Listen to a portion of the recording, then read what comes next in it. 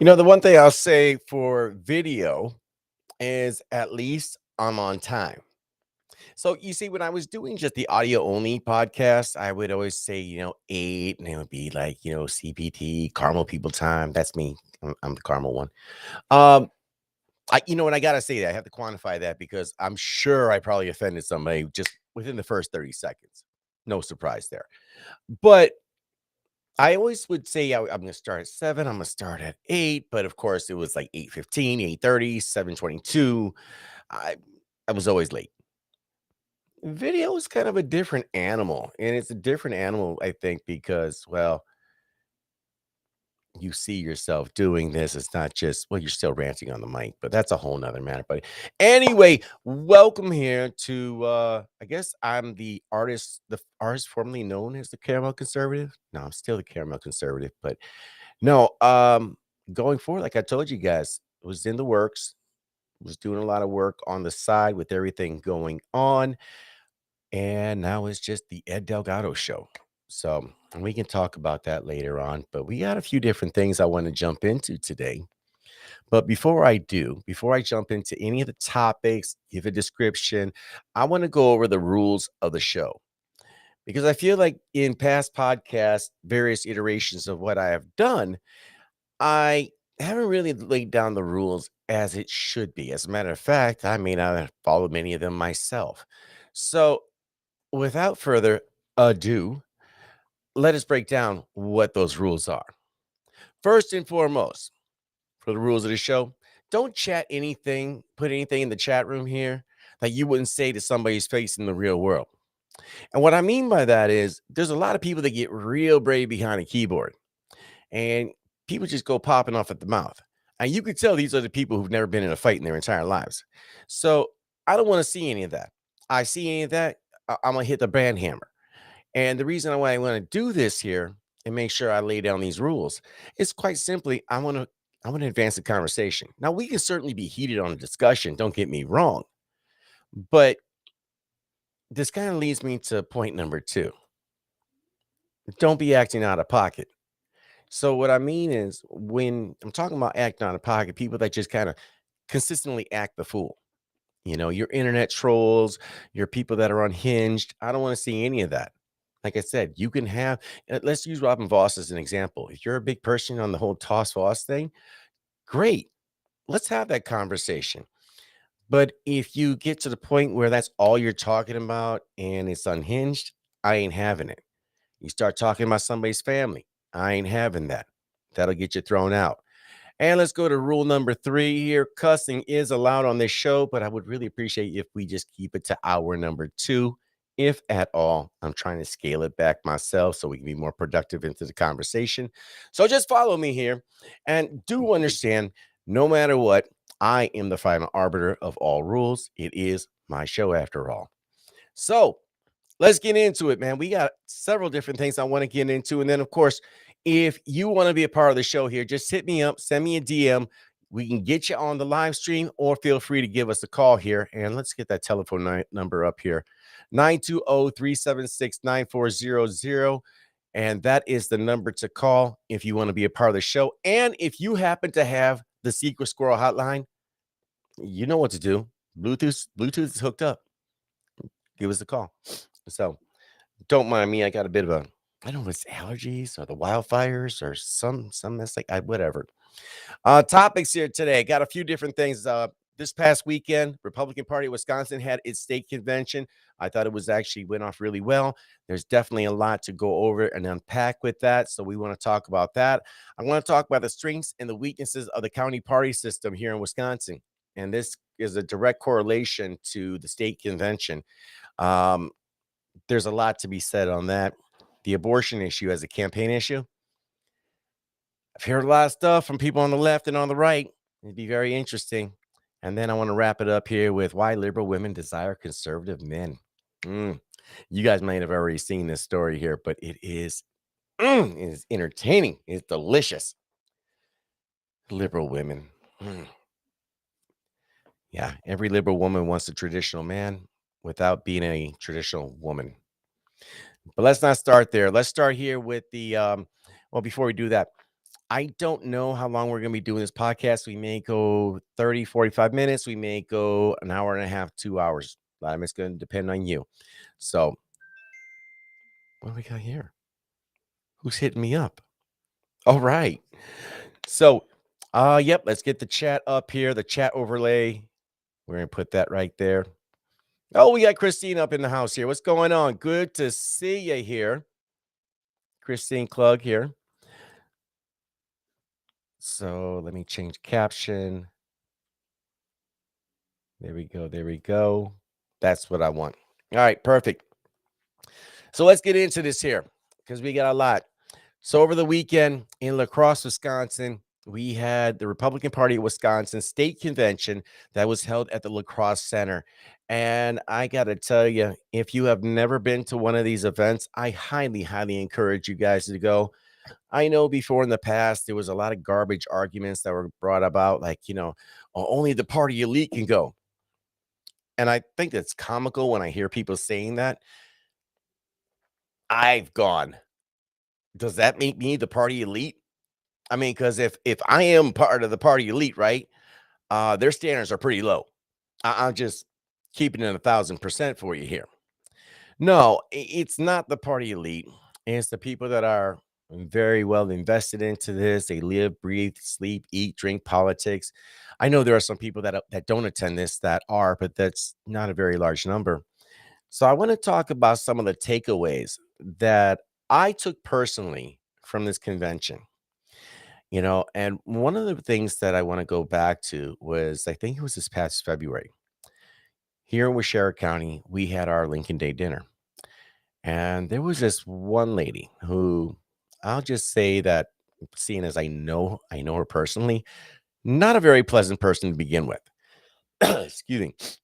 However, she was questioning the newly elected board as to why would anybody want to go to convention. And one of the board members, and mind you, I have a contentious relationship with the board members here for Washera County's Republican Party, but I had to speak up in defense of this because I don't think she was really one of the board members was expressing this properly. So I spoke up and I was like, no, you want to be there to get information. You want to be able to meet your elected officials. You want to be there in order to, see how the inner workings work. More importantly, the ability to network with other Republicans throughout the state.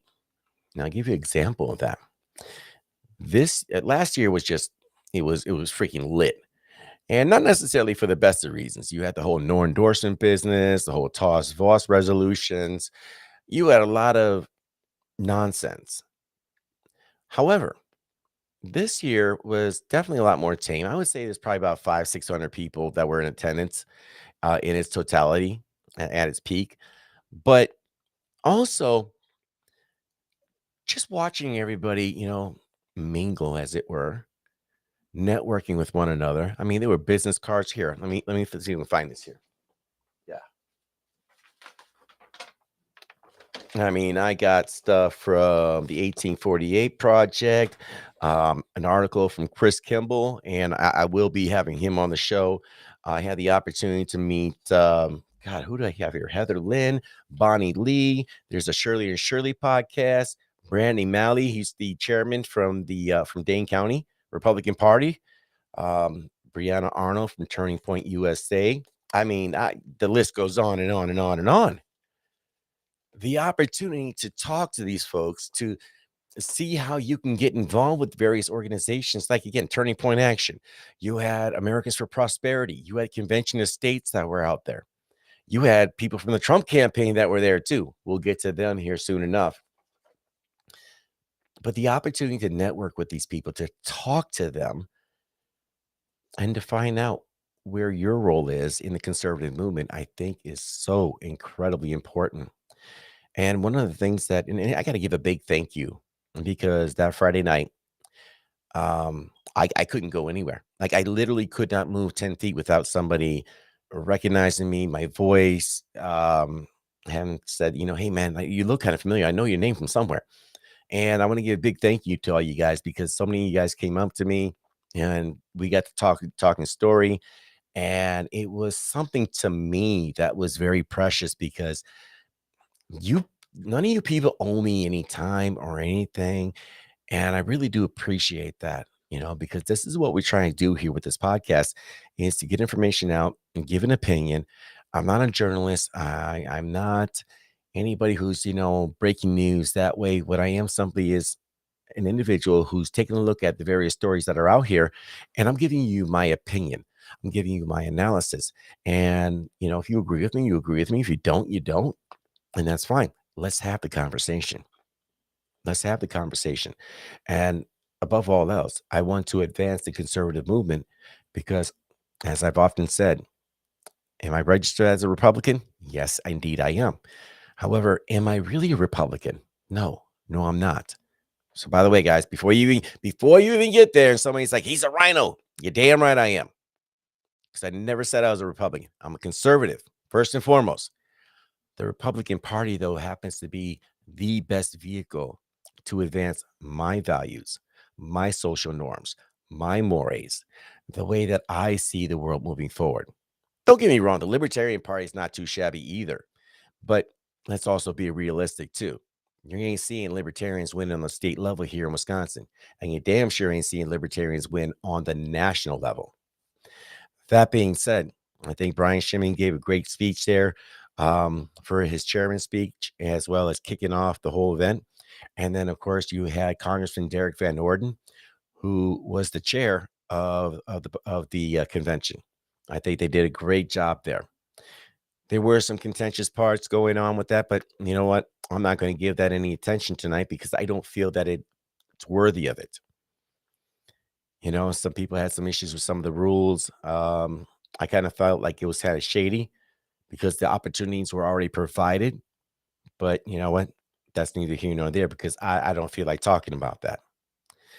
So that Friday, like I said, is when you go on a convention on Friday, it's really all about meeting and greeting and talking to people that are available there. Whereas all the other business happens on Saturday. That's what the main body of business happens. Rules are made, changes to the next convention happens, and then of course, you get various speakers. Ron Johnson, who I'll talk about during the abortion issue, was one of the keynote speakers there. Of course, we had John Leiber there, who's the state treasurer. He gave a speech. Brian Schimming, of course, Derek Van Orden.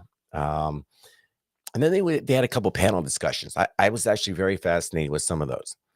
They had Eric Tooney and Glenn Grothman, and I believe there was two other people that were up there, and they were doing their I guess we'll call it a roundtable discussion. It's not quite a roundtable, and it wasn't quite a TED talk, but they were talking about crime in Wisconsin and the criminal justice system.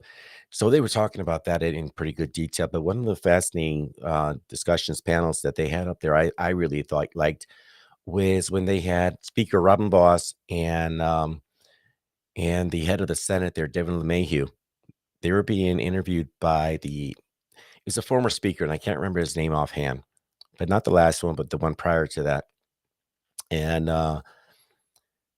they were talking about things like the shared revenue plan. And Robin Voss I was really impressed with some of the stuff he was saying because he was talking about gender ideology, DEI, the various things that are in that shared revenue plan, which, as I understand it from a headline I kind of glossed over this afternoon, apparently Tony Evers signed that into law today. But I found it fascinating that for all the anti-Voss sentiment that was out there, he got a huge ovation for talking about, you know, pushing back against gender ideology, for pushing back against DEI in the in the school sectors and like that. Um, talking about mutilating children and this whole nonsense with Dane County being a sanctuary city, as it were. And again, I found that fascinating that he got such an ovation, but yet there were still people trying to push a toss Voss a resolution once that was opened up. Well, actually, before it was opened up. I mean, they kicked it off right off the top. But again, I'm not talking about that. No, they have no desire to do that. Anyway, so they had that panel discussion. And then there was another panel discussion led by Chairman Brian Schimming. And In this panel discussion, they were talking about social media and conservative media in particular. And on that panel was Meg Ellison, who is a talk radio host from what is it, 8 to 11, 8 to 12:30. She says it's 4.5 hours of broadcast gold, so that's what we're going to run with. But she was on the panel. You had Jim Pavarchek, and I'm probably pronouncing your last name wrong, Jim. I owe you a drink. And Jessica McBride from Wisconsin right now. And I really enjoyed that conversation because as somebody who does a podcast of my own, and I'm not affiliated with anybody, I'm not tied to anybody. My goal is simply to have conversations with people. I don't want to necessarily go to war with people, but if I have to, I will. My goal is to talk to everybody. I want to get along with everybody because one of the problems that I've seen here in the social media sphere over the last year and a half is that you have people that are more willing to go to war with each other than they are to go to war with the left. They go harder against other conservatives, calling them out with these, BS terms like rhino and sellout and all this other nonsense. But do you really know what you're talking about? And I venture you don't. Not only do I venture that you don't know, I also venture the fact that, well, quite honestly, you spend more time attacking your own, but you don't have the brass to attack the left in the same way. And I think that was probably one of the biggest problems that we had in the last election cycle. Now, if we look to the panel discussion of what they were talking about, Brian Shimmings often talked about this idea that everybody has a podcast. Everybody has the ability to host their own, you have your own sphere of influence. And with this, with your smartphone, you have the ability to have your own podcast. You have the ability to have your own live stream. You don't have to go out and spend a ridiculous amount of money on lights and a mixer and computers and, a backdrop and all that other stuff. You don't have to do all that. I mean, probably one of the most successful guerrilla journalists that's been out there was Tim Pool. I mean, he literally got his start by filming things with a smartphone and live streaming. And this is before live streaming was a thing. Now look at where he's at. All of us have that ability to do that. Now, I think part of the problem for a lot of people is, time. And then, of course, it's confidence. And I'm a big proponent of the idea that and I've been doing this, I'm going to go out on a limb here. I do believe that I am the longest running podcast in the state of Wisconsin. I do believe that's true because I've been podcasting consistently since I think 2014, 2015. I mean, I've had some breaks in between here and there, but never for more than a few months.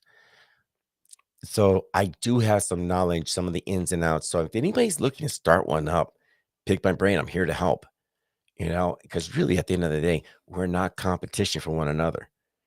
We're here to support one another. We want to help others, elevate.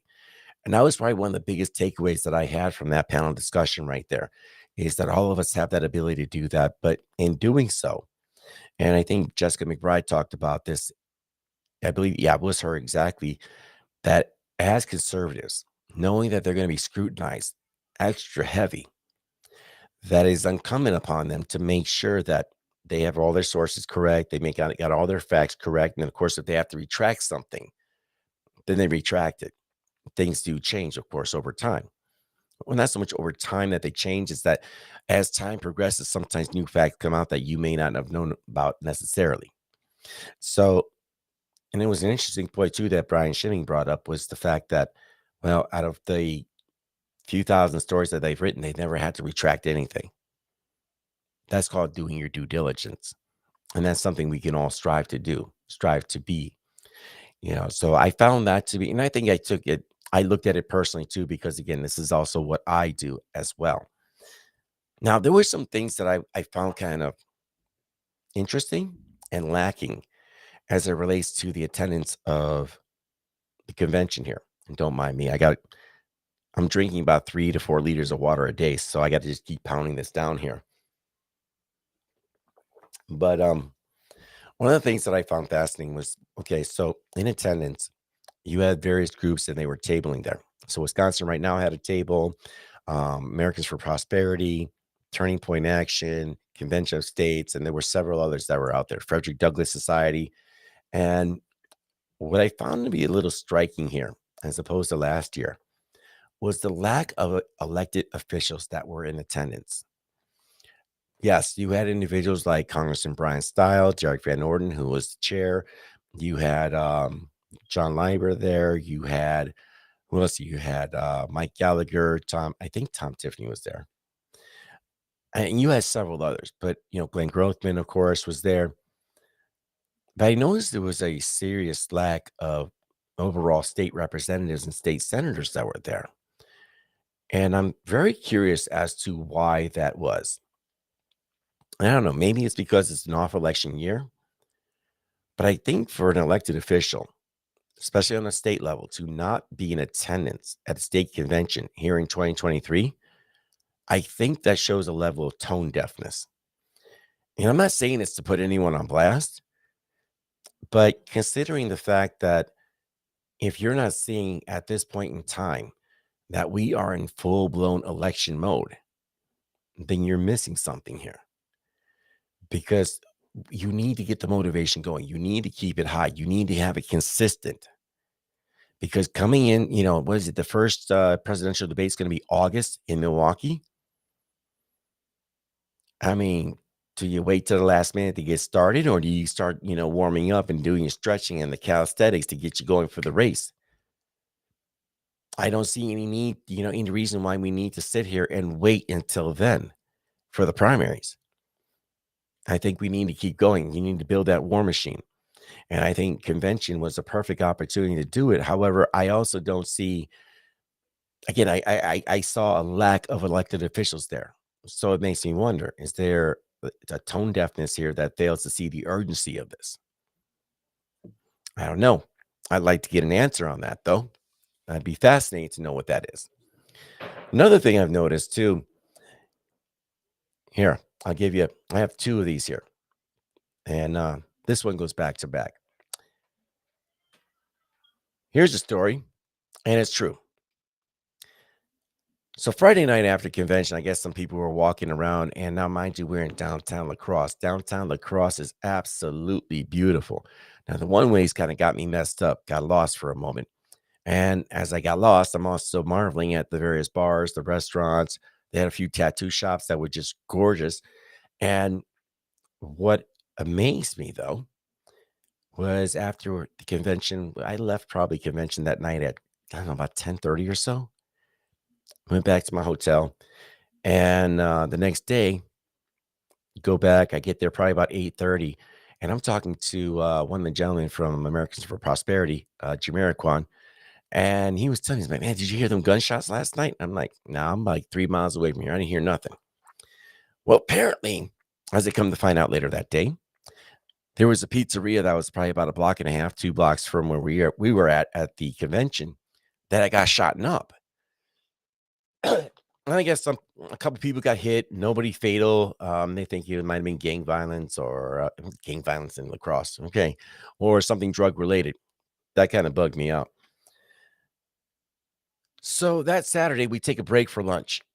Well, I'm like, okay, Mom, I'm a little hungry. I know I'm not going to stick to my diet, so let me walk around. So I'm walking around downtown La Crosse by myself and just, for doop. And I see this pizzeria. At least I think it's a pizzeria. It's Poletto's. They got Poletto's in Oshkosh. And it's like, man, that's some good pizza.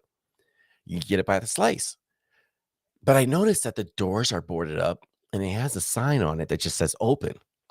Well, I'm like, damn, maybe somebody acted the fool last night and, they got drunk, they got a little rowdy, pushed somebody through a window. That's what I'm thinking. Well, little did I know that a drive-by happened. But anyway, I go in there and I sit, get my pizza, get my soda, sit down. I'm having my meal. Now, I know you guys have heard this, right? You've heard this, you've experienced this, where you're sitting down and you're at a restaurant, but you hear somebody in the background. These individuals are talking and they're going on and on and on. Okay. So what are they going on about? They're going on about Robin Voss. Now, again, I ain't carrying water for Robin Voss, but I'm also not bagging on him either. You call balls and strikes as you see them. But I'm sitting here enjoying my meal and listening to these guys back here. And they're like, well, Robin Voss isn't a Patriot. We need to get him out. And da da da da. And just some of the most like out of line kind of speaking. And when I say get them out, they're not talking necessarily by gentle means, by elected means. They're acting like they're gonna beat him up or something. And there's two games I really enjoy playing. Game number one, it's called What I Say versus What I'm Really Thinking. We'll get to that here in a minute. And then there's game number two. There's I gotta see these people. Are you as dumb as you sound? Let's go back to game one. Because game two, I'm already starting to do this as I turn around. And as I see these guys here, and there was like four of them, and I see these guys here, and at this point, they're wrapping up their meal as well too. And I'm looking at them, I'm like, okay, what do I say? Well, the answer to that's pretty simple. Nothing. What I'm thinking though, let me describe it to you. These guys were older, and I'm 50. Don't get me wrong. I'm no spring chicken. Not what I used to be. Might be more. I don't know. Depends. But I take care of myself. I actually try to, make an effort to be a little bit more physically, and that's part of my whole weight loss journey and all the other stuff that went along with that. But these guys, like it was damn meal team 6 is what it was. I mean, they had to be in their 60s. And I'm not trying to be, age discriminatory, but let's be real. If you're in your 60s, majorly overweight, can barely walk, sorry, you ain't doing so-called patriot shit. I violated my own rule. I know. Hour one, but I can do that. My show.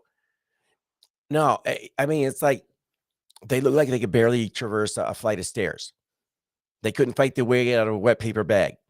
They couldn't lead a pack of starving wolves of fresh meat. And I was like, my God, the brazenness of some people. If you can't do half the things that you say that you're going to do, how dare you sit there and criticize anybody? Now, I understand some people have health issues and the like. I get you. But the way these people were talking about in such the hostile fashion, and it's not even so much that was against Robin Voss, but it was against any human being at all. The over the top BS attitude, the false bravado. Like I said, it was Meal Team 6. They'd be lucky to walk from the table to the register without being winded. And when I see stuff like that, it just makes me shake my head and it's like pathetic. It's a piss poor representation of what conservatives are, what Republicans are, or should be. Again, if you want to have disagreement, if you have issues with people, by all means, voice them, but be civil. There's no need to be out of pocket like that. And I don't care if you're doing it in a so-called private area at a restaurant. People hear you. And sometimes it's people like me you don't want hearing. I'd be very interested if this little segment's going to get back to these guys here.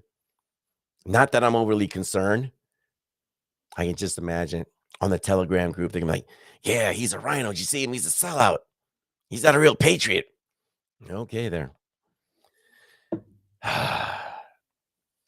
Interestingly enough, normally I would not pay any mind to anybody like that because let's be honest, there are people that aren't worthy of your time.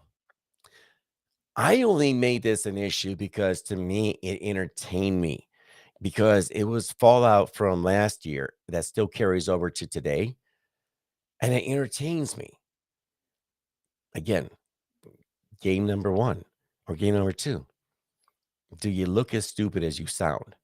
And well, boy, they far and away exceeded and surpassed my expectations. So anyway, we get back to convention and the rest of the evening I thought was really well put together, was really well done. There were some issues during the resolutions committee or the rules, and then the resolutions committees when they were not committees opened the floor to resolutions. So they had that going on. And I guess I just don't really care enough to go into that portion other than to say there was a young lady. She did make up a very interesting point. She was making the argument, hey, why you humming? I can pick everything up over here, man. Yeah, okay, funny guy. Got the boy over here on the other part. He's got his own gaming room over there. But she made up an interesting point, and I actually was very intrigued by this. So when resolutions and everything go through, they're not necessarily binding. It is just simply the resolutions that are passed according to what the Republican Party of Wisconsin, these are the things that they believe in, but it doesn't hold any elected official, liable. You can't censure them for anything. I mean, nothing like that. And she brought up the point that, well, why are we doing this? Because it really has no meaning. It has no teeth. There's nothing to it. And there was some debate going back and forth with that. But to be perfectly honest with you, I really didn't listen to debate. Just I took in the question and I wanted to kind of roll it and mull it around in my head. And the reason I wanted to do that because I thought that was an interesting point. What is the point of that if it has no teeth? I mean, I think certainly the state party can, I don't know, do you go alongside? Last year they tried to do what was a unity pledge, but again, what exactly does that do? I don't know. And then of course there's the county party issue. What can they really do on that? I mean, they can buck whatever RPW says at will.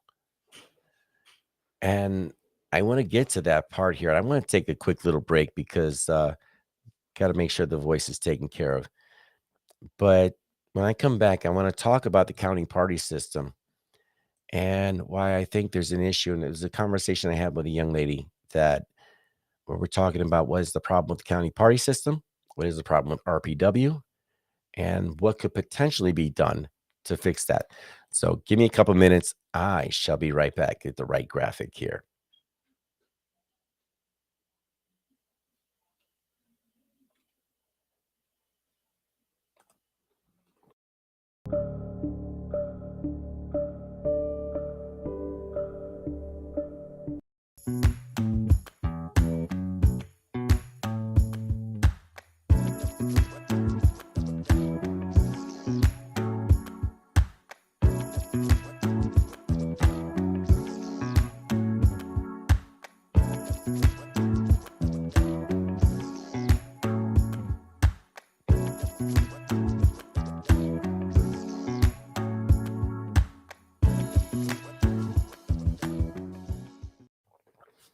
All right, I am back. Like I said, I just need to get something. I don't know. I get a sore throat when I start monologuing for too long. But um, the county party system in the middle of one of the breaks there, and when you're at these conventions, you can just kind of take a break whenever you want. For the most part, just don't be loud or anything. But I was stepping outside, had to go get me a smoky treat, and there was a young lady who was out there, and I don't know how the conversation struck up, but she was talking about how RPW is ineffective and they need to listen to the county party system, to which I didn't necessarily disagree with that. But as our conversation kind of went on, I told her, like, well, what about the county parties that you think is actually effective? And she had this bewildered look on her. And I'm like, well, let's think about it like this.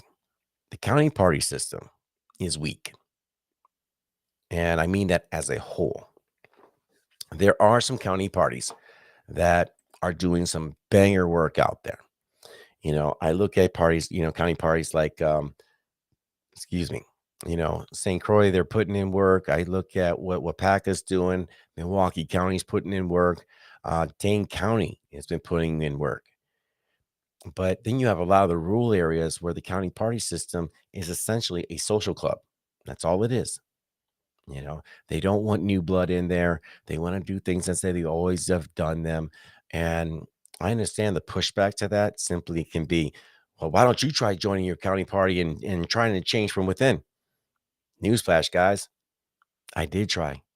I was the vice chair of my county party for 1 year, and I couldn't get anything done because I got pushback every step of the way. Interesting. One person alone can't get anything done within the county party, but one person alone who is determined, who wants to make a change by themselves outside the county party system can do that. I'm that proof. But to further our conversation, I explained to this young lady, I was like, well, if you think about what happened during the election and during the primaries of 22, the county party system, they speak to their own bubble. They don't know anything outside of their own bubble. They have this idea that, you know what, hey, if we have an endorsed candidate and we get a speaker and we get a standing ovation, do you realize how easy it is to get a standing ovation if you're a conservative speaker? How easy is it to get a standing ovation at a Republican event, at a conservative event? It is probably the easiest thing. Anybody can do that. Go into a Democrat event, go into a room of independents, get a standing ovation that way. That's a feat right there. So when we have these Lincoln Day dinners, and we should have them, when we have these summer picnics, we should have them. When we have these various events, it is very important to do that because you want to build up the energy.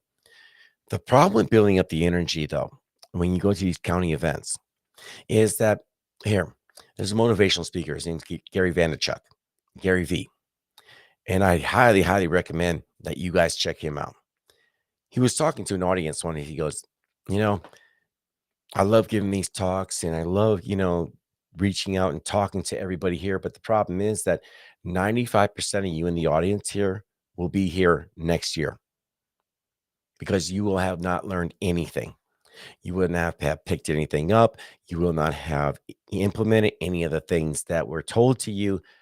You would just, you're not applying yourself. The other 5% of you that are here, you're going to take what I've told you and you're going to run with it. You're going to put those words to action right away. Unfortunately, I think within the county party system, the problem is that 5% of people are actually doing the work, going out there, knocking on doors, talking to people. But 5% out of your entire group doesn't do anything. That other 95%, they're just waiting for the next event, the next Pints in Politics. Shit. Pints in Politics would be a great thing in a county like mine. But if all you're doing is waiting for the next Republican event, the next speaking event, the next whatever that way, which may be months away from now, then yeah, don't be surprised when you didn't get the desired results. And I'll give you the best example of this. Last year at state convention, Orlando Owens was unanimously endorsed from the floor, right? And I had an opportunity to speak to John Leiber over the weekend, and we talked about this here, and I talked about the weakness of the county party system. And one of the things I told him was like, well, if the county party systems had the stroke that they think that they do, then there is no way that he should have lost the primary. That is the result of overthinking your position and not going out to the public as a whole. And that's a big problem. So as I'm explaining to this young lady, I'm also talking about how the county party seat system needs to be held accountable by RPW. Well, I got a lot of pushback on that one. RPW shouldn't be telling us what to do. I'm like, oh, wait. It's a state party that has county branches. So yes, they should be telling you what you can't do. However, I also do agree with her, and I told her so. The county parties need to be able to hold the state party accountable as well, too. And what I mean by that is there's got to be a working symbiosis. It can't just be a one-way top-down structure, and it can't just be a bunch of people on the bottom that are bullying the top. Things have to work in harmony. It has to work in a symbiotic relationship. And I think what I'm seeing here, and I know there's people that want to pile on Brian Schimming, and I'm sure there'll be people that are going to say that I'm carrying water for him. And if you want to think that, that's fine. I don't care. But here's an individual. Yes, is he one of the more connected individuals in Wisconsin? Absolutely. But in his role as the chairman of the Republican Party of Wisconsin, I think that what he's doing right now is trying to, from the onset, obviously trying to get the lay of the land, jump right into the Kelly election, or the Kelly campaign, yeah, the election, and obviously that didn't work, and then trying to regroup and everything. Yeah, are there some changes that need to be done with RPW as a whole? Absolutely. But I think more changes need to happen on the county party level so that they get out of their bubble, so they are more influential within the community. So that, if there is a 4th of July, and we do have the 4th of July coming up, if there is a 4th of July event, then every county party should be at their county's 4th of July event, whether it's tabling, in the parade, all of it. How else are you going to get there? And more importantly, start getting younger people into the party system as well too. We are horrible at storytelling. We are horrible at trying to bring young people in. And I get it. I understand. There's the whole idea that we've always done it this way. Yeah, that might have worked in 1990s. That might have worked in 2010. But we're in 2023. You need new blood. And if you don't get new blood, well, don't be surprised when you start losing those margins, those comfortable margins that you relied so much upon, especially in the rural areas as the demographics have changed. And that's another point, too. Something I think a lot of people don't seem to understand. COVID changed the game. COVID changed the game a lot. What ended up happening was there were so many people that left the inner city, left the draconian rules, and if they had money and means, they did things like they did prior to that. Prior to COVID, a lot of those, your leftists and everything that had money that were coming up in the world, they moved to places like Wauwatosa, hence making Wauwatosa a lot more liberal. Not a good thing. Well, that happened across the state. And you have people from Southeast Wisconsin, Northern Illinois, buying up properties, doing that exact same thing. And what they did too when they moved up here, they also brought their Democrat voting patterns as well too. So of course that's a big problem. What do we got here? Thank you, thank you, thank you. Make sure you guys like, share, subscribe.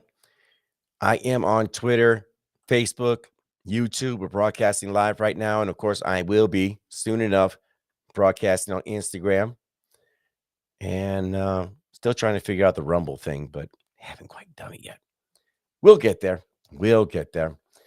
So, no, I do think that there are issues with the county party system as a whole. And I think there are county parties out there that are doing a banger of a job. They're making things happen.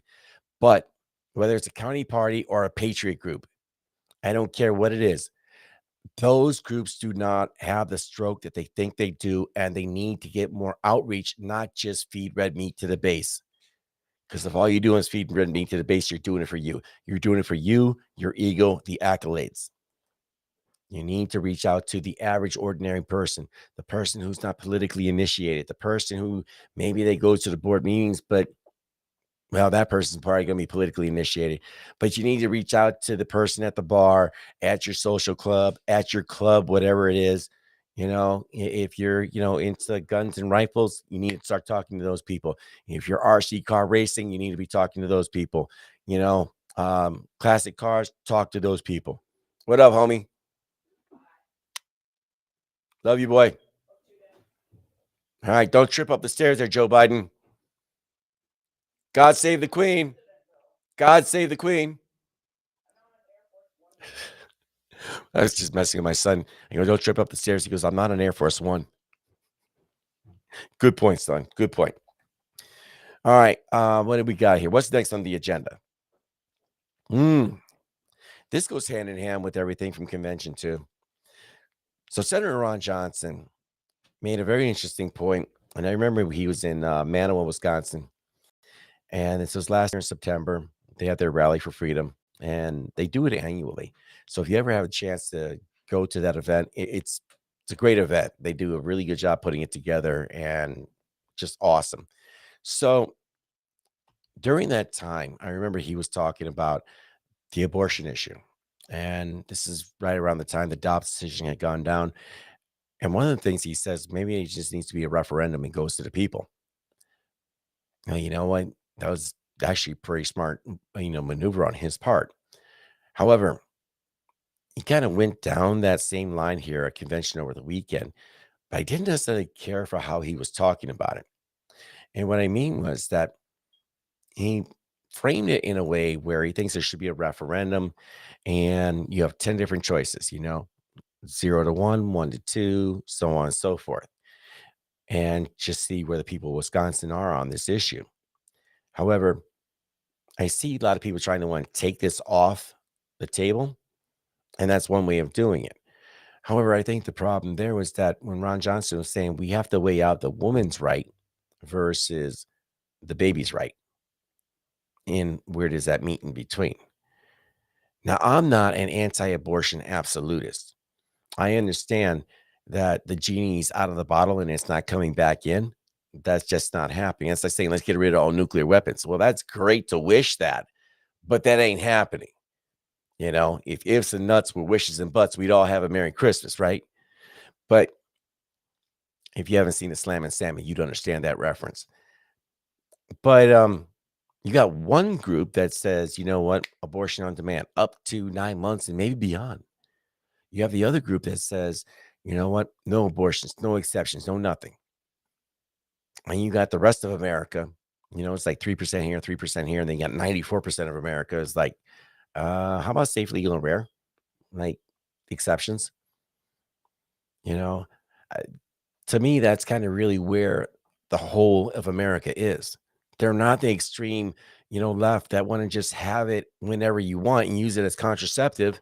They're not the, far religious right that says no under no circumstance.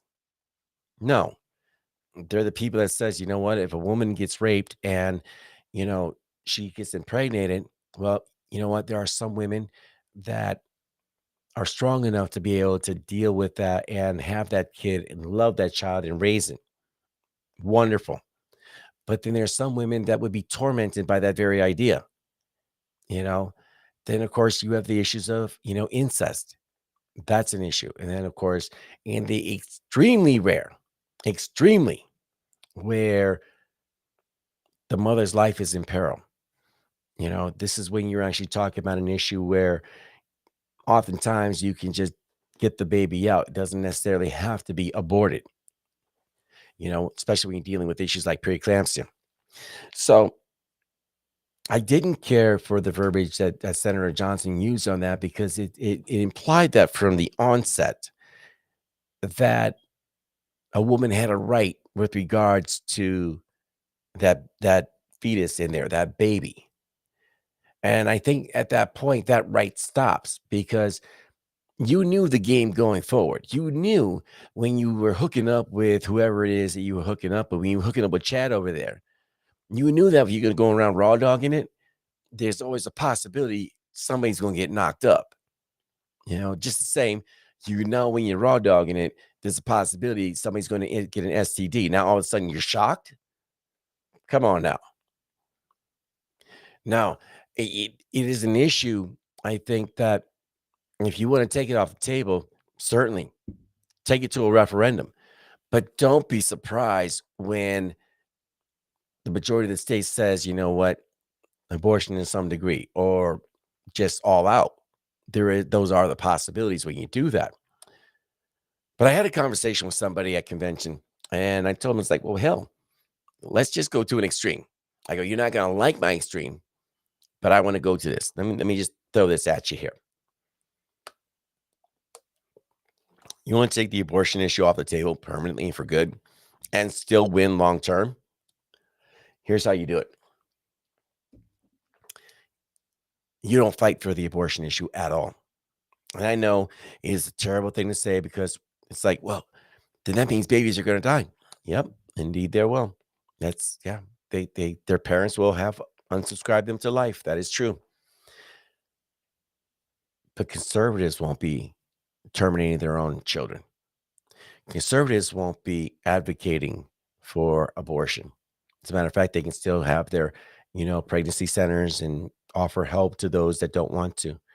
The left will continue to.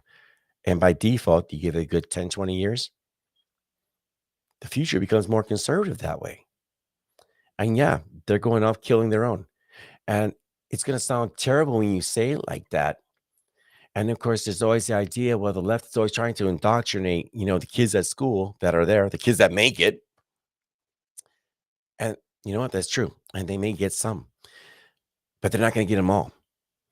And this is where conservative households, again, go out there. You have your kids, raise them as you see fit, with the moral values, character, and everything else that goes along with that.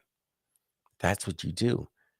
And eventually, like I said, 10, 20 years, how many liberals are going to be, you think they're going to be left? I mean, not to say that they're going to wipe themselves out completely, and I'm not advocating genocide by any stretch of the imagination based on political ideology. No, not at all. But when you stop procreating, whether it's because you think the earth is overpopulated or you're dealing with child mutilation through gender transition nonsense, or you just decide that, you know what, it ain't worth it. I'm just going to, use abortion as contraceptive. And don't say that doesn't happen. I've known many women who have used abortion as contraceptives, which is actually really disgusting when you think about that. But these are the options. You want to take that off the table, but you got to be willing to fight for the long game. So, all right, we're going to take a break here. Last comment, let's see here. Christine said, let's get her up in the chat. I believe that is where Ron Johnson was going with that, because although those are very low in statistically, the left doesn't consider stats in the narrative. Not unless it fills their narrative. Not at all. All right, let's take a quick break. When we come back, I want to go over this last thing. This actually goes hand in hand with the abortion topic, believe it or not. Oh, we got some flow in here. All right, we'll be right back. And let me get this. Pull this up. I know what I'm doing. 2 minutes.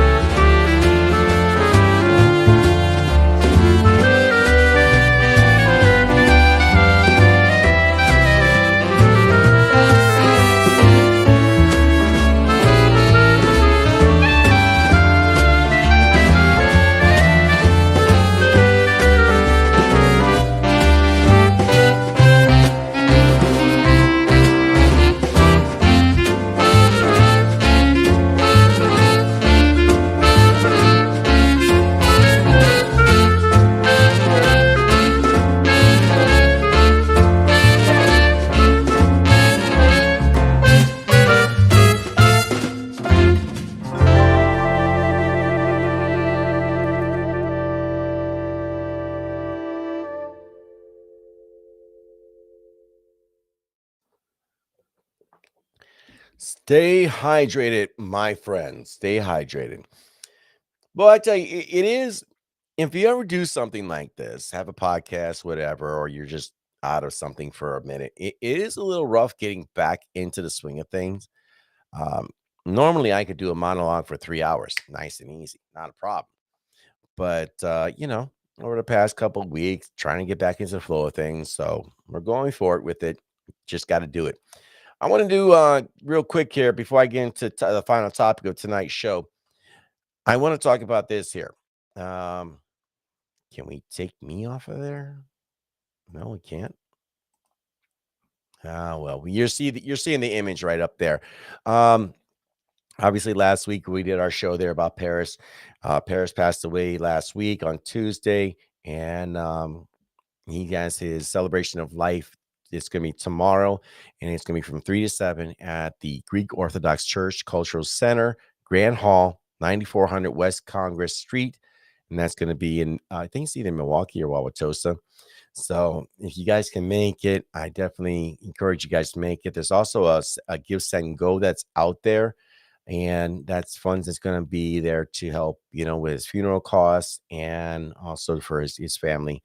So, yeah, definitely encourage you guys to be there. I'm going to be there after work. I got a bit of a drive to get down there, but like I told you guys last week, Paris and I kind of came out together. He was already a conservative blogger. I was starting out, podcasting at that time, and we were introduced by a gentleman by the name of Earl Hall, and this is where myself, Paris, Ian C. Jordan, Chris Lawrence, we are all part of something called Right Talk Wisconsin. And, I actually got to meet Paris for the first time in 2020. And that was at the Wisconsin Conservative Digest, their chicken burn. Funny story about that, too. I have done a number of podcasts with him, video casts, if whatever you want to call it. So obviously I knew him. We talked. He had his number. He had mine. And it was funny because when I actually met him for the first time in person, like, damn, you're short. Like, I thought you were taller than that. Like, the video adds, like, a foot and a half to you. Now, he wasn't that short, but it's always funny because people always look a little different in person than what your perception of them is to be. So, but, it was funny. It was good meeting him there. And, obviously everybody grows, and he was doing his thing. I'm doing mine. Chris is out there doing his, and Ian Jordan and Paris Prokopis were actually doing News Undone together. So yeah, his celebration of life will be there tomorrow from 3 to 7. I do encourage you guys, if you have the ability to go there. Christopher Lawrence had put this post out about 11 hours ago. He goes, sending a final reminder regarding Paris Prokopis' visitation. It is casual. Feel free to stop at any time between 3 and 7 to pay your respects. So definitely wanted to bring that up today and get into that topic. So final topic. Mm, mm, mm. I'm not sure how far I want to get into this, but I am entertained. It tickles the subcockles of my heart. Let's see if we can share a screen.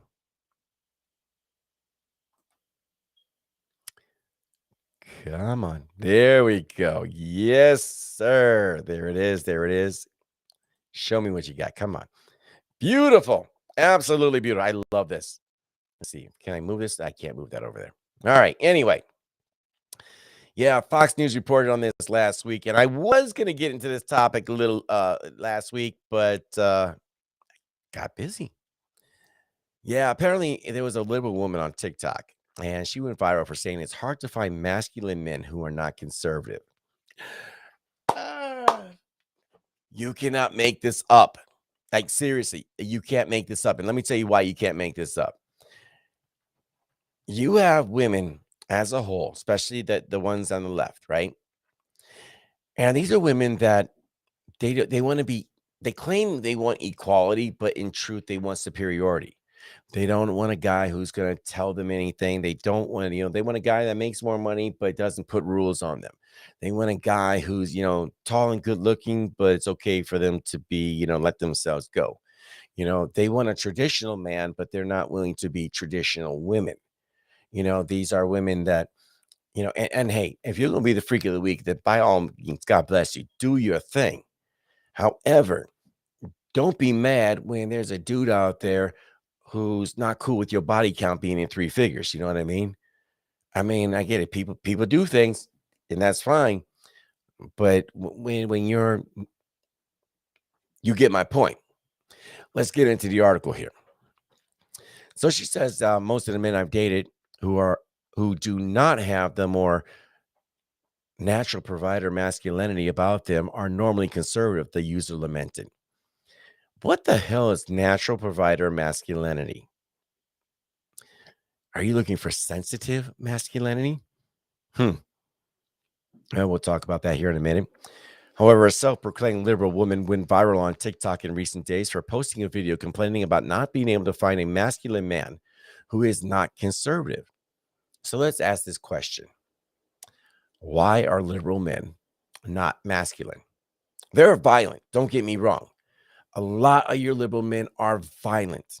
And a lot of that violence stems from women that have emasculated them over a period of time, be it their own mothers, be it past girlfriends, relationships, or it's if they even can find a relationship, because liberal men generally are not desirable.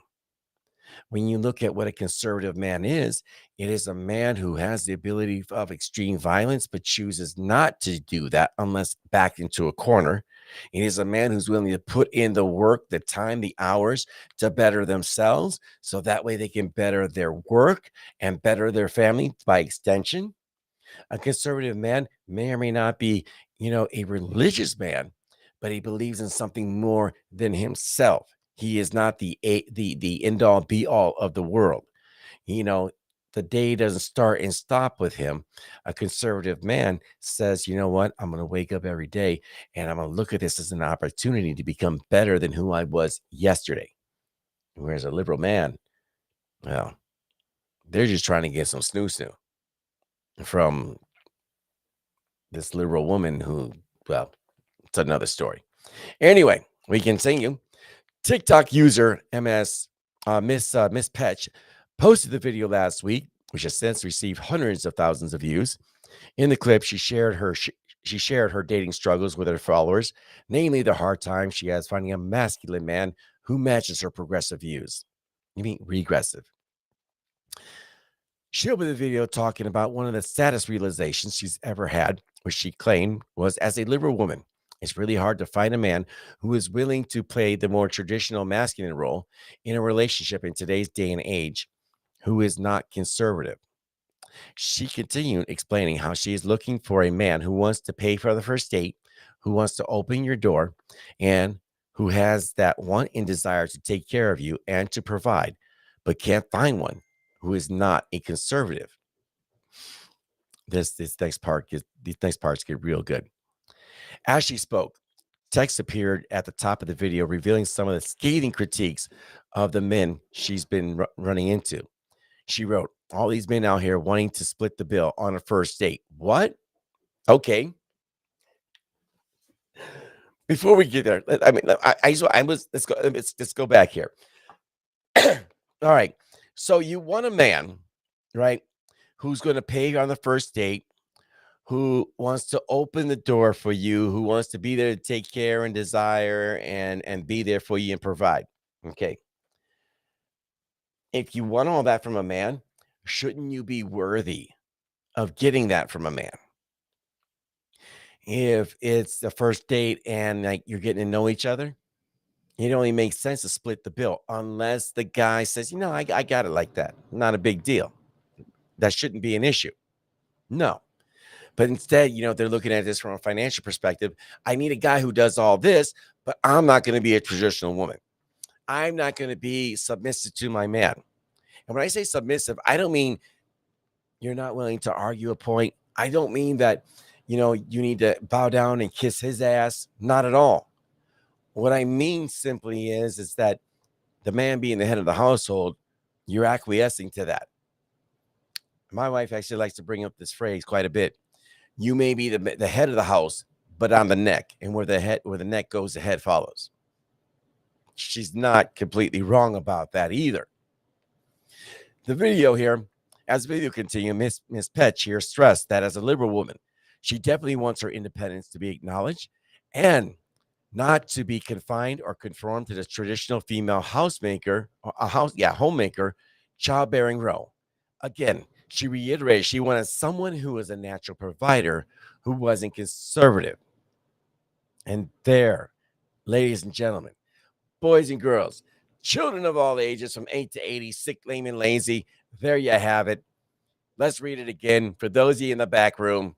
Those of you that are sitting in the back benches there, she does not want to be confined or conform to traditional female homemaker childbearing role.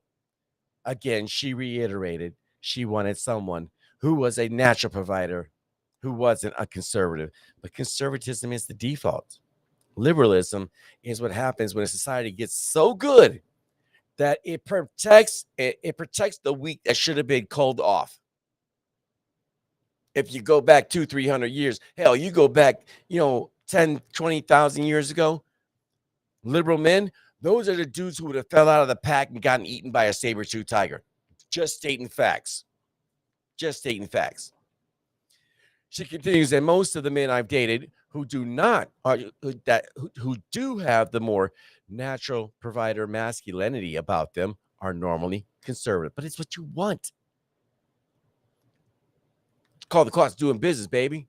If that's what you want, then maybe you should look inside and think, what am I doing wrong? At the top, another of her thought text popped up reading, am I asking too much here? Yes, woman. Yes, you are. To somewhat be equal. No, you didn't. Somewhat. You want him to do all the traditional things, but you want to do your own thing. That's not equal. What is in the cost benefit analysis of this?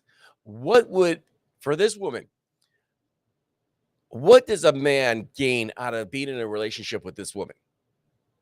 Because really, at the end of the day, if he was to get together with her and they had a kid, right? What's on the line for him? Half of whatever he's ever earned, his savings, the home, the kid, child support, alimony. There is no benefit there. And then with an attitude like that, no. Get running, son. Equal is different. When you talk about equal now, you're talking about okay, man, woman, you want to be equal, but you have to recognize your differences. That there are roles that this man's going to have, talent, skills, where he takes the helm, and then vice versa. The equality is in recognizing each other's skills and acquiescing to the person who's best suited to the task at hand. This woman doesn't want that. She wants special privileges. She continues. So I really don't know what to do because I don't want to compromise my morals. First off, you don't have them, sorry. And values just to find a man. But am I asking to have my cake and eat it too? Sweetheart, if you got to ask that question, then yes. Yes, you are. Multiple users left frank responses in the comments. One observed, all the benefits, none of the responsibility. Another mocked her logic, saying, why can't I find a man with conservative values who's not a conservative? Like, what? Yet another made the same point, replying, I want a traditional man without being a traditional woman. There you have it right there. There you have it. In a subsequent video posted to her account, Miss Petch addressed her critics. In one, she inserted that she just wants a man who has some traditional values while also being very progressive in social issues. You can't make this up. She also insisted that she has so much more to offer than being confined to the home. All right. There's this notion that Western men want women confined, barefoot and pregnant to the home, stepfoot wives, that type of thing. And that is such utter and complete garbage. I don't think most men want that. What most men want is they don't want a woman who has hyper masculine traits, personality traits, as it were. As a man, I got to go out into the world and prove my value every single day. And if I fail on any single day, I lose value. Women just by default have that. And why would I want to have? When I come home, I want feminine energy. When I'm dealing with females that I interact with, out in public, I want feminine energy. That's what I want to work with. I don't want someone that's going to, a woman who's going to be competitive with me in that respect, to have those same masculine traits. That masculine energy, that female energy, this is yin and yang. two sides of the same coin. This is what has made humanity work since the inception of human beings on this planet. But again, she asked the question, am I asking too much? Am I asking to have my cake and eat it too? Listen, baby, I know you think this is Adele. You could have had it all, but you're not. Because again, you're not accepting your role as the beautiful feminine woman that you are. Does that mean you need to be confined to the home? Absolutely not. But if you want to be treated like a woman, like a traditional woman, you want a traditional man, you have to be a traditional woman. That's just facts. You have so much more to offer. Okay, let's address that. Men don't really care what you have to offer in terms of, oh man, I got a great job. I'm doing this, I'm doing that. Men don't care. I mean, I know it sounds cruel, but what's the first thing that a man looks at in a woman? Number one, I don't care if the woman is 20 years old, 30 years old, 40 years old, doesn't matter. The first thing that a man looks for in a woman, is she beautiful? Number one. Number one. And then of course, there's the personality and sense of humor. Sense of humor is like across the board, for both men and women. Now, I'm no dating expert by any stretch of the imagination, but I have been on more than my fair share of dates. But what a man doesn't want is another female that's hyper masculine either. That's a problem. And usually those type of relationships almost always end in divorce. That is a major part of that so-called 50% of divorces that have happened. So I don't know. The article itself, like I said, just entertains me. It makes me giggle. You don't want me confined to the home. I don't know. I bet you if you had yourself a high value man that was making like $500,000 a year, you'd be real happy being at home. Oh, I bet you'd be as happy as a fat kid with cake. Anyway, all right, let's close out the show here tonight. Man, an hour and 15 minutes. That's not too shabby. Yeah, I got to get back up on here, get things running. And we're going to do that. We're going to continue to grow this here. And again, make sure you guys like, share, subscribe, YouTube, Facebook, Instagram, Twitter, and soon, Rumble. Make sure you guys keep yourself hydrated. Crystal Light iced tea. That's what I got going here. But before I go, again, need to give a shout out to a lot of folks there. Speaker Robin Voss, John Leiber, Jesse Eben. Jesse Eben ran for Congress back in 2020. Absolutely phenomenal woman. Lindsay O'Connor, Scott Frostman. You ever get a chance to meet that man? Just an awesome, awesome person. Again, Heather Allen from Wisconsin United for Freedom. Absolutely love those girls that are out there they're literally going out there putting in work. Jamiroquai from Americans for Prosperity, Cindy Warner out there with the Frederick Douglass Society. Joe Partells from the Wapaka County Republican Party. There's so many people that I got a chance to meet with and talk to over these past few days. And I wanted to give you guys a big thank you once again. I want to close that out appropriately. And thank you for that. And thank all you guys that are listening here on the rebroadcast, listening live in the chat room. Again, this show doesn't exist without you. I'm just a dude in my basement complaining about the various issues that are out here, giving you my thoughts, my opinions. So make sure you guys check out my website. And let's throw that up here before we close her out here. There we go. You can check it out at the eddelgadoshow.com. It is still under construction, so work with me as we get articles up there and get some things. Remember, I'm just one person making all this happen, but it's a labor of love. It's something I like doing. So until then, I want to remind you guys, words that my father gave me many, many moons ago. People will look at you and they will judge you. And they will have certain stereotypes about you. Your job is to be the exception and not the rule. Whatever it is that you're going out and do, make sure you become the best damn version of that you can be. And in doing so, you get the opportunity to literally become the best version of yourself you could be. This is your opportunity. Every day you wake up is a gift from God. So go out there and make the most of it.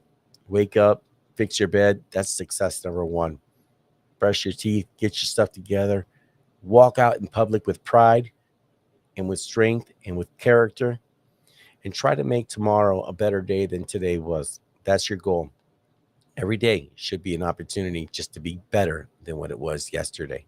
So, on that note, I'll be checking out here. So, good night. God bless you. God bless the state of Wisconsin. And God bless America. Thanks for tuning in. We'll be back next week, same time. I'm out.